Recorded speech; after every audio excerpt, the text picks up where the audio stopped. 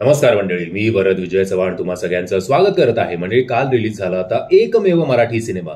असं खूप क्वचित होतं की एकच मराठी सिनेमा फ्रायडेला रिलीज होतो. नॉर्मली आपण बघतो की एकमेकांच्या हातात हात टाकून 4-5 मराठी सिनेमे क्लॅश होतात, जे 12 सप्टेंबरला होणार आहे. आणि जो मच अवेटेड सिनेमा 12 सप्टेंबरला माझ्यासाठी आहे तो आहे दशावतार. पण त्याच्याबरोबर अजून 2-3 मराठी सिनेमे क्लॅश होत असल्यामुळे आता सगळे एकमेकांचं मार्केट खाणारे असंच दिसतंय ओव्हरऑल.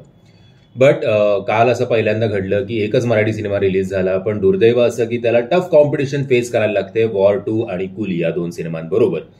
आता काल रात्री मी हा शो बघितला होता, पण रात्री मला हा व्हिडिओ अपलोड करता नाही आला. आज सकाळी मी हा व्हिडिओ बनवतोय आणि आज सकाळी जेव्हा मी चेक करत होतो शनिवारचं, तेव्हा मी बघत होतो की एक तर प्रत्येक थिएटरमध्ये याला एकच शो मिळालेला आहे.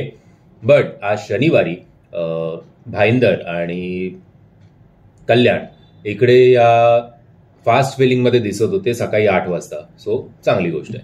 आता येऊया या सिनेमावर. गोष्ट आहे अजय पाटीलची. अजय पाटील अर्थातच सुबोध भावे सर आणि सोनियाची. सोनिया अर्थातच रिंकूची. दोघं एकमेकांच्या प्रेमात पडतात, मग लग्न सुद्धा करतात. बट जो अजय पाटीलला वाटत असतं की आता आपलं आयुष्य म्हणजे स्वर्ग होणार आहे, पण त्याचं नरकात रूपांतर व्हायला लागतं. का? कारण सोनिया जरा खूप पॉझिटिव्ह होते त्याच्याबद्दल, खूप सस्पिशियस होते.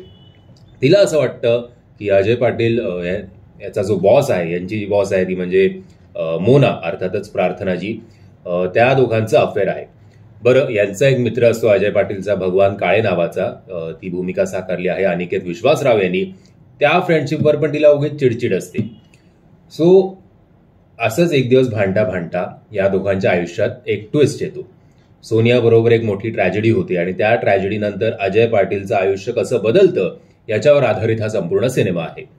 आता सिनेमाची एकमेव जमेची बाजू म्हणजे सिनेमा जेमतेम 1.25 का 2 तासाचा आहे. फार मोठा नाहीये सिनेमा, थँक गॉड. आता ओव्हरऑल जेव्हा मी ही वानलाईन, तरी मी तुम्हाला अजून मेन गोष्ट नाही सांगितली. जेव्हा पण मी वानलाईन आता जे मी तुम्हाला सांगतोय त्याच्यावरनं मला जेव्हा मी असं बघत होतो तेव्हा मला असं वाटत होतं की हे नाटकासाठी किती सुपर्ब विषय झाला असता. आणि त्याच प्रकारे हा सिनेमा वाटतो की हा सिनेमा नाही वाटत, हे पडद्यावरचं एक नाटक वाटतं बघताना.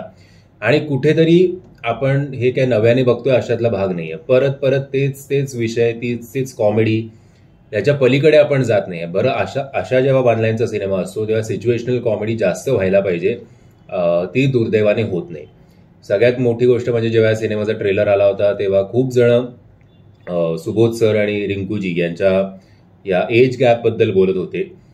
मला एक तर त्या कास्टिंगमध्ये प्रॉब्लेम नाही आहे, कारण बॉलिवूडमध्ये असेल किंवा साऊथमध्ये असेल, आपण अनेक वेळा भरपूर एज गॅप असलेले नायक आणि नायिका आपण बघतो, पण ते फिटनेसमुळे त्यांचं एवढं खटकत नाही जो मराठी नायकांचा प्रॉब्लेम होतो. सुबोध सर नो डाऊट असे काही कुठेही सुटलेले असेल फार नाही आहेत, पण अजून थोडं त्यांनी जरा फिटनेसकडे लक्ष द्यायला हवं. आणि कुठेतरी त्या दोघांची केमिस्ट्री जुळतच नाही या सिनेमामध्ये.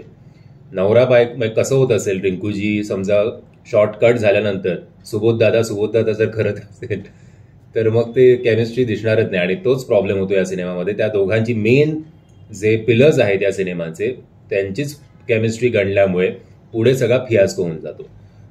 कामं तर प्रामाणिकपणे सुबोध सरांनी, रिंकूजीनी, प्रार्थनाजींनी केलेलीच आहेत, अनिकेतजींनी सुद्धा. पण त्यातल्या त्यात मला प्रार्थनाजींचं आणि अनिकेतजींचं काम जरा जास्त आवडतं, कारण इकडे ही केमिस्ट्री फसली होती म्हणून. हा सिनेमा लिहिला आणि डिरेक्ट केला आहे संजय अमर सरांनी. हा सिनेमा पार्ट्समध्ये नक्कीच तुम्हाला एंटरटेन करतो, तुम्हाला थोडं स्माईल आणतो तुमच्या चेहऱ्यावर, पण तो एक फ्लो असायला पाहिजे जो कॉमेडी सिनेमांमधला. तो फ्लो अजिबात या सिनेमामध्ये नाही आहे. आणि मी मगाशी म्हटल्याप्रमाणे की मेन केमिस्ट्रीच जर नायक आणि नायकाची जाणवत नसेल तर मग त्या सिनेमावर त्याचा परिणाम होणारच होणार. गाणी अशी काय शाउट आउट करण्यासारखी नाही आहेत. आणि बाकी तसं बघायला गेलं तर कॅमेरा वर्क सुद्धा ओके आहे, कारण पडद्यावरचं नाटकच जर मी सांगतोय व्हिडिओच्या सुरुवातीला, तर कॅमेरा वर्क कसा असेल याचा, किंवा ते ओव्हरऑल ट्रीटमेंट या सिनेमाची कशी असेल याचा विचार करा. मी मराठी सिनेमाला रेट करत नाही, तुम्हाला माहिती आहे. मी तुम्हाला त्यातल्या सांगू शकतो की हा सिनेमा तुम्ही थिएटरमध्ये जाऊन बघा की OTTवर बघा. जर तुम्ही डाय हार्ड सुबोध सर, रिंकूजी, प्रार्थनाजी, अनिकेतजी यांचे चाहते असाल तर गिव्ह इट अ ट्राय. कारण फक्त 1.25-2 तासाचा सिनेमा असल्यामुळे चालू होईल आणि लगेचच संपेल. फार तुम्हाला रेंगाळत तो बसणार नाही. बट जास्त काही एक्सपेक्ट करू नका जर तुम्ही हा सिनेमा थिएटरमध्ये बघणार असाल तर. सो बेटर हाफची लव्ह स्टोरीला मी बेटर लक नेक्स्ट टाइम असं म्हणू इच्छितो या व्हिडिओच्या मार्फत. आणि पुन्हा एकदा एज गॅपबद्दल मला काही इश्यू नाही आहे, बट जरा फिटनेसकडे आता सगळ्यांनीच इन्क्लुडिंग नायिका सगळ्यांनीच जरा लक्ष द्यायला हवं. मी आशा करतो तुम्हाला हा व्हिडिओ आवडला असेल. जर तुम्ही हा सिनेमा बघितला आहे तर माझ्या मताशी ॲग्री करता डिसॲग्री करता कमेंटच्या माध्यमातून कळवा. व्हिडिओ आवडला असेल तर लाईक शेअर आणि सबस्क्राईब चॅनलला. जय हिंद, जय महाराष्ट्र.